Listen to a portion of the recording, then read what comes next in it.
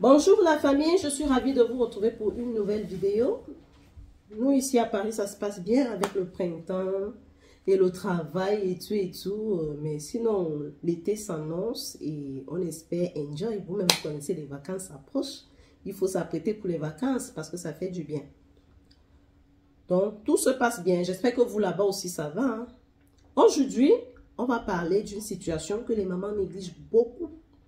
Et quand tu parles de ça à une maman, elle va dire non, tu es parano, tu as les arrière-pensées et tout.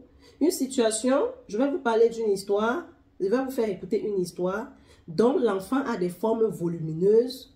Et apparemment, c'était une fille qui était trop collée à son père quand elle était petite. Mais à un certain âge, son père ne fait que la repousser. La maman ne comprenait pas ce qui se passait. Ni l'enfant, l'enfant parfois éclatait. Le papa rentre un jour du voyage. L'enfant est parti embrasser son papa. Mais il a repoussé l'enfant et l'enfant est parti se mettre, elle s'est mise à pleurer, elle n'a pas compris pourquoi. Et la femme appelle pour demander à son mari ce qui se passe. Il a tout expliqué.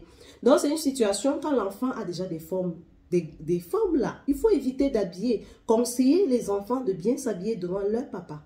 Il reste un homme, c'est vrai. Vous-même, vous avez entendu comment il y a les hommes qui violent leurs propres enfants. C'est le diable qui entre à travers la tête et tout et tout. Vous allez dire qu'on parle trop du diable, mais nous-mêmes, essayons de prévenir vaut mieux que guérir.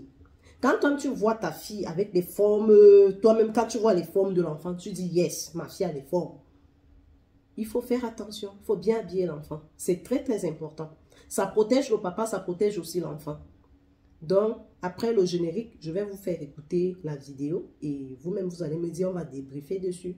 Le but de cette chaîne, c'est qu'on se conseille entre nous les mamans, qu'on puisse se donner des conseils, qu'on puisse, si moi je connais aussi des erreurs, vous me corrigez. Si vous aussi, je peux aussi vous donner mes petites astuces. Ici, il y a les astuces de ménage, il y a les astuces de cuisine, il y a tout et tout. C'est vrai, vous aimez bien les vlogs de famille. Et ça va venir dans quelques semaines parce que j'étais un peu très occupée. Donc, je peux que vous faire des petits trucs comme ça vite fait pour qu'on se donne des conseils. Et c'est des situations qui arrivent dans des familles. Mais les mamans négligent. Tu vas dire à une maman, pourquoi tu laisses ta fille t'habiller comme ça devant son papa? Elle va te dire, non, c'est son père, pourquoi tu as des arrière-pensées, tout et tout. Il y a aussi le fait que, tu vois, le garçon est déjà grand. Le garçon a peut-être 15 ans. La fille aussi a peut-être 12 ans. Tu laisses les enfants aller se laver ensemble. Vous trouvez ça normal? C'est pas bien. Il faut éviter. Normalement, à un certain âge, à partir même de 8 ans, il ne faut plus laisser les enfants, un garçon et une fille se laver ensemble. Ce n'est pas bien. C'est très dangereux. Prévenir vaut mieux que guérir. Il y a des choses qui se passent. Hein. Il y a des choses qui se passent.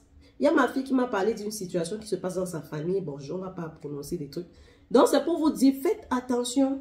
Quand l'enfant a des formes, genre, il faut faire attention. Tu vas avoir peut-être une fille de 16 ans pour aller se doucher avec son frère qui a peut-être 15 ans. Est-ce que c'est normal?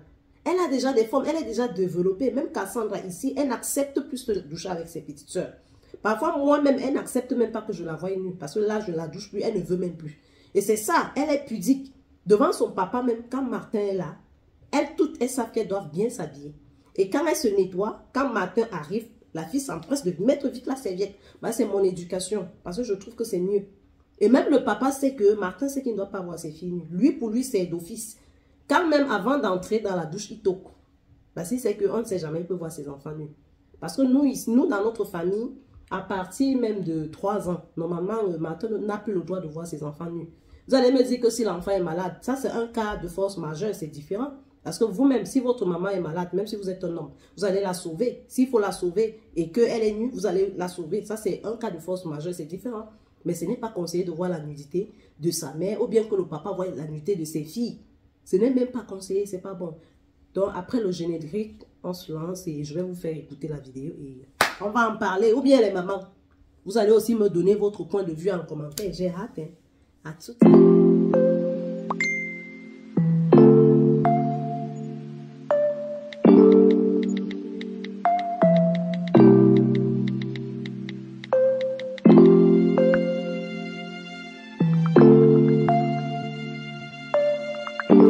Pour celles qui ne me connaissent pas, je suis Léa Julie, maman de 4 adorables filles, plus ma petite fille, ça me fait 5 princesses. Je fais partie du corps médical français, je viens en plein cœur de Paris et le but de cette chaîne, c'est de se partager des choses entre nous les mamans. Mon époux et moi avons 3 enfants, 2 garçons et une fille. La dernière, elle a 14 ans. Et cette jeune fille de 14 ans, elle est un peu comme les sœurs, les femmes de ma famille. On a tendance à être très développé assez jeune.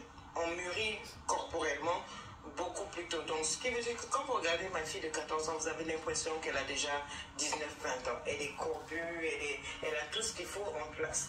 Et j'ai remarqué, quand elle s'habille à l'extérieur, elle met toujours des, vous savez, des habits loose, les extra larges, ce que les jeunes adolescents aiment porter.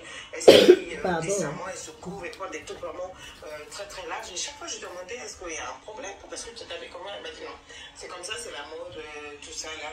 À l'école, on prend des trucs très très larges, on fait balayer le sol avec nos pantalons, et puis on met comment on appelle, les suites, les gros trucs avec des capuches, tout ça. Bon, je me suis dit, ça c'est l'adolescence. À la maison, elle s'habille en crop top, vous savez, des petits trucs un peu courts, son petit short et tout, et elle est vraiment généreuse. Et ma fille, de tous les enfants, c'est celle qui est la plus attachée à son père.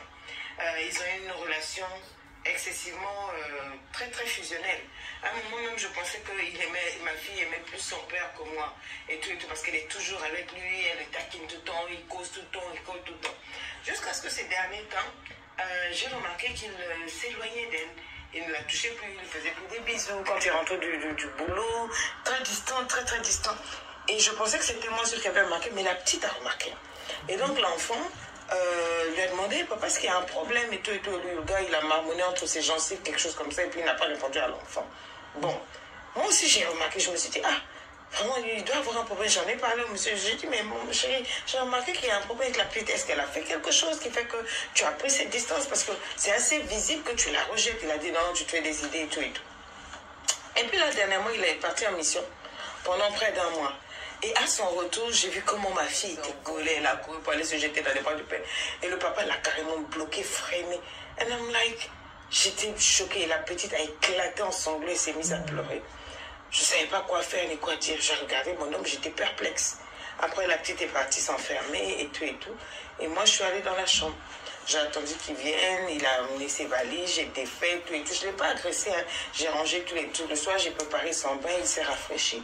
Quand il a fini de manger, ils se sont posés, j'ai dit, chérie, parle-moi. Qu'est-ce qui se passe par rapport à l'enfant? L'enfant s'est mis à pleurer, regarde. Tu choques la petite. Et c'est là que mon homme va s'ouvrir à moi pour me dire que non, lui, il trouve que la petite le met mal à l'aise. Qu'elle est tellement courbue, la manière dont elle s'habille à la maison, elle s'expose trop et ça le dérange, ça le met mal à l'aise. J'ai dit mal à l'aise comment? C'est ta fille. Dans la maison, elle s'habille en jean, en petit short. Elle est chez elle, je ne vais pas lui demander de s'habiller comme quand elle est dehors. Elle dit oui, mais moi, je suis son père, je suis un homme, je veux qu'elle se couvre, qu'elle se couvre tout le corps par respect pour moi. J'ai dit, mais par respect pour ça, le fait qu'elle soit dans sa maison aussi. Et tout. Il dit non. Si elle ne peut pas bien s'habiller, en tout cas, je ne veux pas qu'elle soit à côté de moi parce que ça me met mal à l'aise et tout. Et moi, ça me dérange. Donc, je n'ai pas compris. Qu'est-ce que je dois faire? Qu'est-ce que vous pouvez me donner comme conseil? Parce que ça me fatigue l'esprit, je ne comprends pas. Je ne sais pas quoi dire à la petite. Et lui, vraiment, il est vraiment fermé sur ce point-là. Il faut qu'elle s'habille avec des longs vêtements dans la maison et tout. Parce que, bon, je ne sais pas trop comment initier cette conversation-là parce que je ne comprends pas. Est-ce que vous pouvez m'aider? On a suivi l'histoire. Et lui, c'est des faits qui se passent.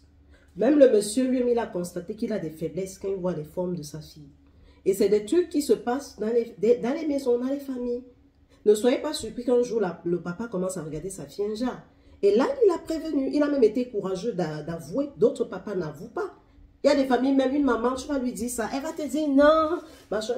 Donc, c'est un conseil. Quand l'enfant a déjà des formes volumineuses, dans la maison, quand le papa est là, il faut que l'enfant s'habille bien. Et même quand l'enfant rentre du bain, quand papa est là, elle doit s'arranger à ce qu'elle ne passe pas en serviette devant son papa. Pour moi, ici, c'est strict. Hein? Vous allez dire peut-être que je suis parano, c'est le papa. Non. Le monde a tellement changé qu'on ne sait pas. On ne sait pas ce qui se passe. Donc, du coup, prévenir, ce n'est pas que vous allez me dire que je suis jalouse de mes enfants. Non, au contraire, je protège mes enfants. Je protège cette famille. Pourquoi? Parce que, tu vois, l'enfant va passer devant le papa avec des grosses fesses qui bougent comme ça dans le truc. Entre nous, vous croyez que c'est pas bien? C'est pas bien. Donc, quand même le papa, même Martin où il est là, lui déjà, il évite beaucoup de choses. Ce n'est pas parce qu'il est faible ou bien non. C'est un homme et ce n'est pas bien. Ce n'est pas bien. Donc, j'ai initié mes filles comme ça. Elles savent que papa n'a pas le droit de voir ma nudité. Papa n'a pas le droit de me toucher parce que je suis une fille, de me doucher, pardon. de me doucher parce que je suis une fille. Et même quand les Cynthia, auparavant, Cynthia jouait comment avec son papa. Quand Martin couchait par exemple sur le canapé, elle vient, elle monte sur le dos. Et même à l'âge de 3 ans, là, je commençais à lui dire, on ne s'assoit pas, tu ne vas pas mettre tes fesses sur les fesses de papa. Quand tu es couché sur son dos, va plutôt au niveau du dos. Et elle connaît où elle doit s'asseoir sur le dos de son père. Elle ne doit pas s'asseoir sur ses fesses. Déjà, Cassandra, elle ne joue plus avec Martin parce qu'elle est grande déjà. Elle a déjà les petits nénés qui sortent. Hein? Donc, elle, déjà, elle est très pudique même déjà. Elle, les jeux avec son père. Elle peut jouer avec son père, des blagues, des intrigues avec l'abdomen. Elle blague oralement avec son papa. Mais dit qu'elle va commencer à aller jouer avec son père, genre, des petits trucs. Peut-être la main de papa va glisser sans s'en rendre compte, ça touche le sein. Non. Là, quand l'enfant est grand, je leur donne des conseils. Et je leur conseille vraiment. Je leur dis, à un certain âge, normalement, une grande fille doit éviter certains jeux avec papa. Cassandra, par exemple, elle est grande déjà. Elle a déjà elle a des formes. Comment elle va aller prendre, elle va aller monter sur le dos de son père, s'asseoir sur les fesses de son père. Entre nous, l'objectif, c'est pas bien. Elle, peut-être, elle peut ne pas connaître ce qu'elle fait. Par exemple, les cuisses des tontons. Tous mes enfants savent ici qu'on ne s'assoit pas sur les cuisses d'un tonton. C'est interdit. Un jour, Kezia a tellement insisté. Elle m'a dit, maman, pourquoi tu refuses qu'on s'assoie sur les cuisses des gens, des tontons? Je l'ai carrément expliqué que, bon, on va prononcer les choses là, le truc là, à la façon. Je lui ai demandé que, imagine que tes fesses s'assoient sur, de tonton, ça touche. Je lui ai carrément dit ça. Hein. Elle a dit, hey, maman, c'est bête. C'est bête. Je dis, ok, tu as donc compris pourquoi tu ne dois pas t'asseoir sur les cuisses de tonton. Ou si tu t'assois sur les cuisses de tonton, tu t'assois sur une seule cuisse et tu dois cibler où tu mets tes fesses. Elle m'a dit, maman, j'ai compris. Parce qu'on ne s'assoit pas, il n'y a pas de queue, c'est le voisin, c'est le tonton, l'enfant vient, il porte l'enfant, même le bébé, vous voyez. Donc, normalement, quand un bébé s'assoit sur les cuisses d'un inconnu, bon, je ne sais pas pourquoi l'enfant va aller s'asseoir sur les cuisses d'un inconnu. Pour moi, non, tu ne portes pas mon enfant n'importe comment. Une personne qui va mettre l'enfant comme ça sur ses cuisses, un genre là, il ne faut pas accepter ça. Il faut laisser l'enfant s'asseoir, il faut vérifier comment il porte l'enfant sur une cuisse. Un genre. Ou même si c'est sur les deux cuisses, il faut voir comment il positionne l'enfant. Et il faut bien surveiller. Parce qu'il y a des gens bizarres à nos jours, il y a des gros pervers à nos jours, il y a des... Vous connaissez ce qu'il y a dans la société à nos jours, vous connaissez même ce qu'on a légalisé en France. Donc il faut faire attention les mamans, protégeons nos enfants. Garçons comme filles, il faut protéger les enfants. Et oui, c'est ce que je tenais à vous dire aujourd'hui parce que le monde est bizarre, le monde est gâté. Il ne faut pas dire que parce que c'est le père de l'enfant, mon enfant a le droit de sortir avec un short dont les petites fesses sortent dehors. Non, c'est vrai, en été, moi, par exemple, quand nous on va en vacances, moi, j'aime acheter à mes filles des shorts, des petits shorts pour que l'air passe. Et j'ai compris même pourquoi les Blancs aiment habiller leurs enfants en shorts quand il fait... Parce qu'il fait tellement chaud. Ici en Europe, quand il fait chaud, il fait vraiment chaud. Quand il fait froid, il fait vraiment froid. Donc en été, je les achète des shorts, mais des shorts qui se limitent là. C'est vrai, c'est les cuisses des enfants, ils n'ont pas la cellules, ils ont des petites cuisses simples, tout et tout. Là, c'est pas grave. Mais dis que tu vas prendre un petit truc qui moule les fesses bizarrement, les fesses ne respirent plus, tu vas mouler la poitrine de l'enfant comme si... Non, non, non, non, non, non, non. Le ventre même encore, ça va, parce que c'est le ventre d'un enfant, tout et tout. Mais à un certain âge encore, quand l'enfant même a 18 ans, il faut éviter de laisser le ventre dehors. Quand le papa est là dans la maison, il faut bien s'habiller. Il y a des t-shirts. Tu peux porter un t-shirt, tu peux porter un short qui est un peu ample. Et même il faut faire attention les mamans. Donnez des conseils à vos enfants. Protégeons nos enfants. S'il y a des papas qui ne parlent pas, c'est juste que c'est la honte, c'est l'hypocrisie. Mais il y a des papas, beaucoup de papas sont bizarres. Il faut faire attention. Il faut faire attention.